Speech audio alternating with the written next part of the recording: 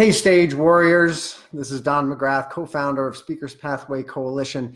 And I wanted to share something with you today about slides and the slide addiction and how it can actually kill you.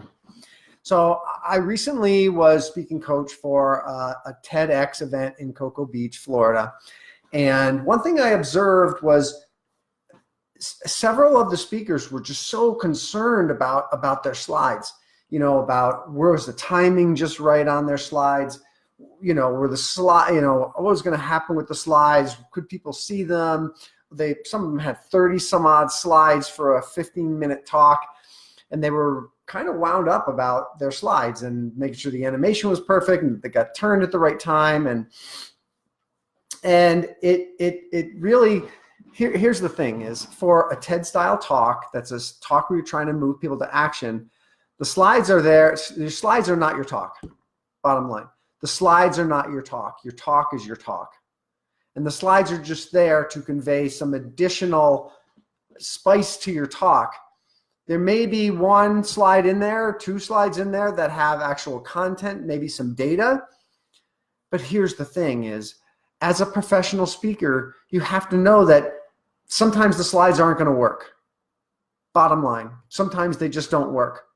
In fact, I was at a networking event yesterday where I spoke, and I was able to spend some time socializing with some of the group afterwards. And one person was telling me they went to go see Barbara Cochran from Shark Tank speak at a $500 a plate event. And it was a fundraiser for a nonprofit. And Barbara spoke. And she was paid a pretty hefty fee to be there and speak. And she totally bombed. She totally bombed. Her slides didn't work. Okay, something was going on with the AV and her slides didn't work. And she was so dependent upon her slides that she basically couldn't speak. And she started blaming the AV and she totally bombed. So bad, apparently, that she gave back her entire speaking fee. Because the people in the audience, they didn't get engaged, the fundraiser flopped. It was a huge, huge problem. And that was because she depended too much on her slides. The slides, at some point, they're not going to work. You have to depend upon it. And I remember we were standing around in the circle just before the TED event kicked off. We were back in the green room with all the speakers and the volunteers and support staff were all there. And my words were, every one of the executive team kind of gave some words of wisdom, encouragement. Mine was, hey, technology doesn't always work. You're giving your talk. The show must go on. I don't care what happens with the slides, what happens with the audio, you carry on. And sure enough, there was a couple of times when the slides got out of sync. There were a couple of times when some weird wonky things happened with the audio. And it's really funny. A couple of speakers came up to me and said, yeah, when that thing was going wonky, like your words reverberated in my head. Because yes, you have to be able to carry on when your slides don't work. Because at some point, that's going to happen. It's just like death and taxes. You know they're going to happen. So base your talk, be able to deliver your talk without your slides. Super, super important. The example of Barbara Cochran totally bombing at that event because she was so dependent on her slides. Now, it's very counterintuitive. Those of us who come from the business world, you've heard of the term death by PowerPoint. That's because, PowerPoint in a business context, when you're providing information, let's say at an investor meeting or at a technical conference, the slides contain a lot of data. And you need those slides because otherwise that type of talk doesn't exist without the slides because you don't see the data. But a TED style talk or a talk to build your brand, where you're building yourself as an expert, the slides are totally secondary. You need to be able to deliver your talk without the slides. So I really encourage you, throw the darn slides away, or if you're going to make slides, make them last. Work on your talk. Work on the language. Work on the delivery of your talk. That's why it's called a talk. It's not called a slideshow. Your talk is a talk. And so I would highly encourage you to break your slide addiction. throw the slides out the window, do some talks, not using slides at all, because you need to be able to tell your story without slides.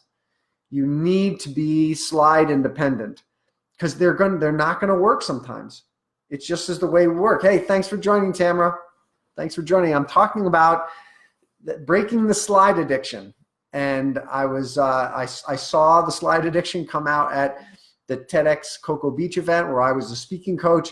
People were getting all wound up around, were their slides, was the transition happening like on the right word? And guess what?